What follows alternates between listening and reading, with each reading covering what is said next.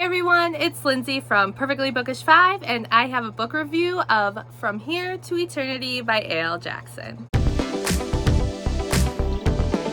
This book released yesterday, October 15th. It is the first in a new series. We are at Moonlit Ridge.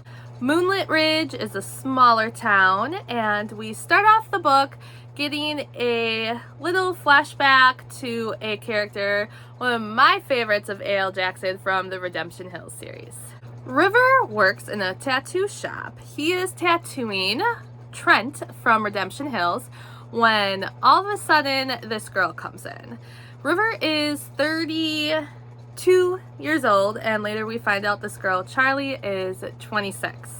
It is late in the night and close to closing time, so River tries to shoo the girl away, but she's looking at the time and she says, well, your sign says till 10 and it's not 10 o'clock yet. He is the only tattoo artist left in the shop, and he's gonna tell her he's busy because he's already tattooing someone, but Trent's like, nah, that's okay, I'll leave, and he's finding amusement in this, so he gets wrapped up and leaves the shop.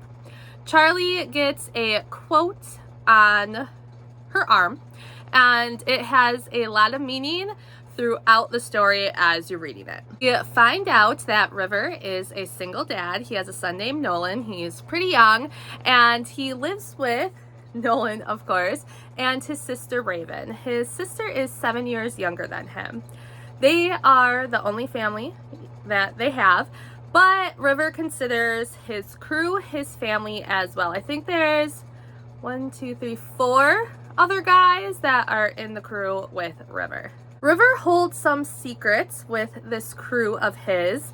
River comes from a tougher background. His stepdad was not a very nice guy, and he got Raven out of a tough situation, and being young kids on the streets, it's hard to find your way, so River gets wrapped up in some things, but him and this group of guys, his crew, they branch out and they do stuff that is illegal, but it is good. You will see what I mean when you find out what it is.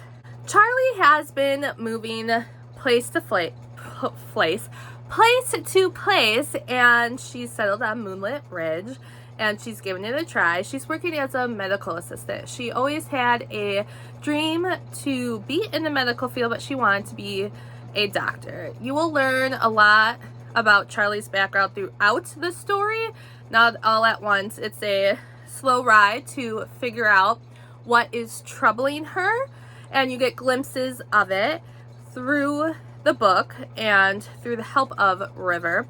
But she has been through something quite tough, and she is on her own. She doesn't have family to help her out. She's coming from a situation where she always feels like she has to watch her back, and there are moments in the book where she feels like someone is watching her, and at sometimes someone is actually following her.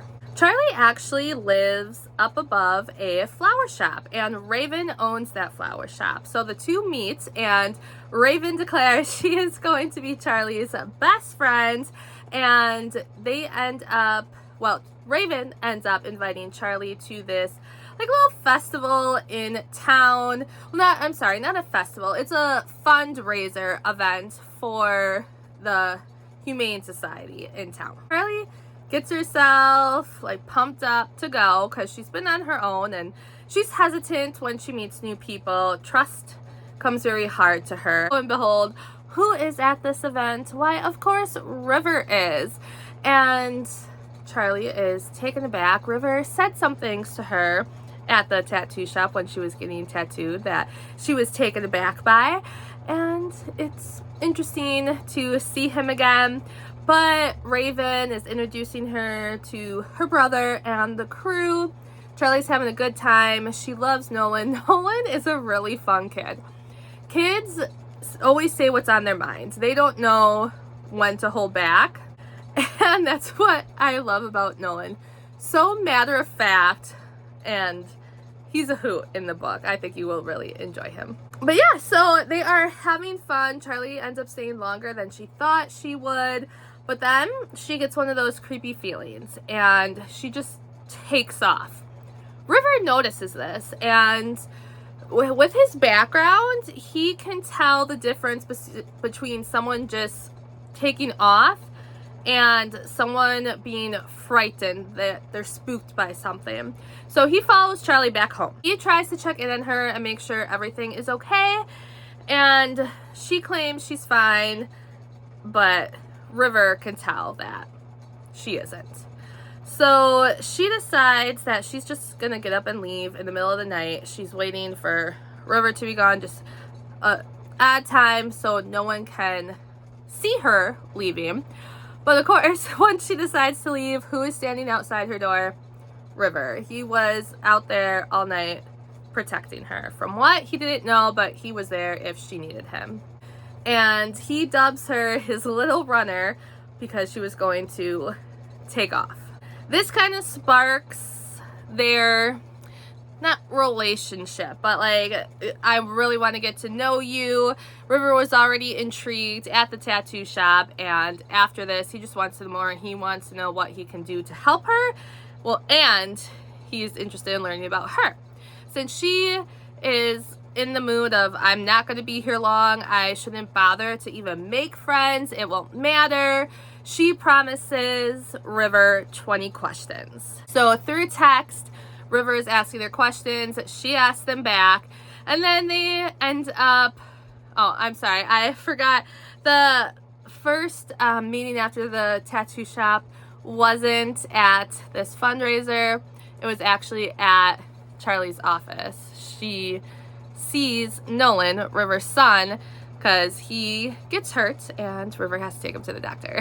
But yeah, so then they meet again at the fundraiser, and like I said, things take off. Both of them have secrets that they are hesitant to share with each other because they think it won't do any good, no one can help, no one can know, and it is hard for them to get closer to each other because of these secrets and fears that they have. River's secret is known by his crew, his sister, like everyone in the book except for Charlie. Hers, no one knows. River tries to get a friend to look up information on her because that is what one of the jobs of his crew is, the information finder. But he's baffled when nothing can be found, and he realizes, okay, she gave me a fake name. I think there are clues distributed throughout the story that you could catch on to one of the big reveals at the end. I think River says something, of course I can't say it, but he says something that got me thinking about certain things that end up happening towards the end of the story. There is a big moment in the book when River realizes, and Charlie, that okay, I think I meant to be here, I need to be with this person, they're going to help me through this terrible time that I am in right now. After that, the two start getting a lot closer with each other, and they can deny it all they want, but of course Raven is going to call him out on it. It's pretty awful what Charlie has to go through and everything that she has lost. She has been on the move for 5 years. River also has to be careful about who he talks to with certain things, and he hasn't been on the run, but he just really has to watch his back because his secrets piss off a lot of people. With all that being said, I really enjoyed this book. I really like the characters, not just River and Charlie, but I love the side characters as well, and I'm guessing that each crew member might get their own story, which I'm really excited for.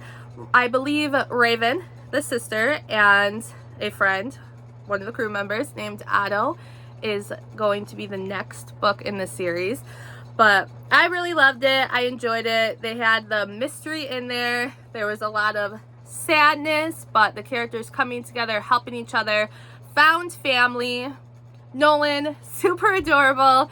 Like I said, this was a great kickoff to a new series, and I hope you go and give it a try. Again, it is From Here to Eternity by A.L. Jackson. Let me know if you end up reading it. Thanks for watching. Bye, guys.